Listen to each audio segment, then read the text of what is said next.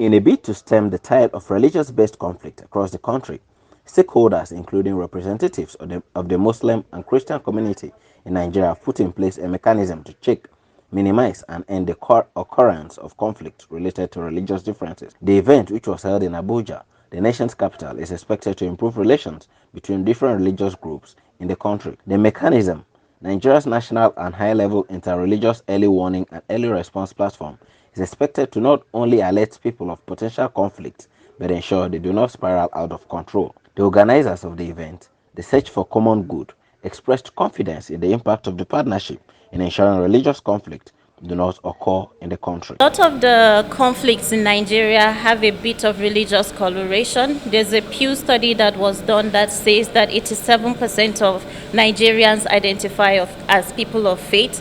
It shows that religion or belief is a huge identifier for people in Nigeria, and this can go both ways. It can go either positively or negatively. What we are hoping to do as Search for Common Ground is to harness the positivity around religion. We are not a faith-based organization, but we realize the dual role actually that religious leaders can play in either exacerbating the conflict or ensuring peace and tolerance. So we want to steer the direction towards positivity, towards peace and tolerance. When we create more awareness to our people to understand that you don't need to use words that are not good, not for you, but for your friend, your neighbor. Don't use a word that he did not approve and you expect him to tolerate you. And the other thing is full tolerance. If we can create tolerance, if my neighbor don't understand the importance of choosing words to address me, then I will create tolerance to tolerate him and then find a way of teaching him. That is why I am a Muslim from the north, and I know my people are using the word arna, and I disapprove it totally. I don't want anybody to use that word to any person in Nigeria, because it is a bad word and it is irreligious to use it.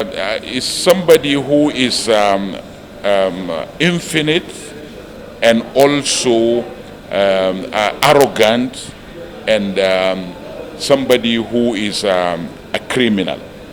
If you combine three things together, you become Arne. What we need to understand is the proper meaning of love. We have to love one another. Let me start loving you as a human being. Let you start loving me as a human being. Don't give me any qualification other than human. When you love me as a human being, I love you as a human being, then respect will be there. And when mutual respect is there, then the society is going to be a cordial society. When you're able to nab an issue, then dialogue can come in. With this dialogue, there will be responses from different angles, and you'll be able to know what that takes place. First of all, from this early warning, you discover that you know the reason why a conflict is coming up.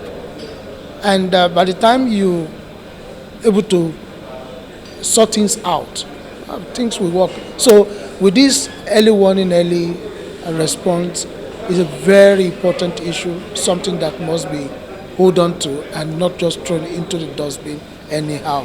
It is, in fact, things that we must embrace and look into totality. Maybe an incident is going to happen in, let's say, Jigawa, and we have stakeholders positioned. We know stakeholders either across the religion, or we have different stakeholders that can respond before any situation escalates to the point of death. That person will be saved with our early warning system. That is what we're looking at. That as it is happening, somebody is responding at the community level before it gets to the point where the person is either mobbed or get killed. If this system is implemented as we're projecting and as we're trying to see, we work in collaboration with all the stakeholders, I'm very confident that to a reasonable extent it's going to drop down every form of casualties, like you say, to a very, very significant level.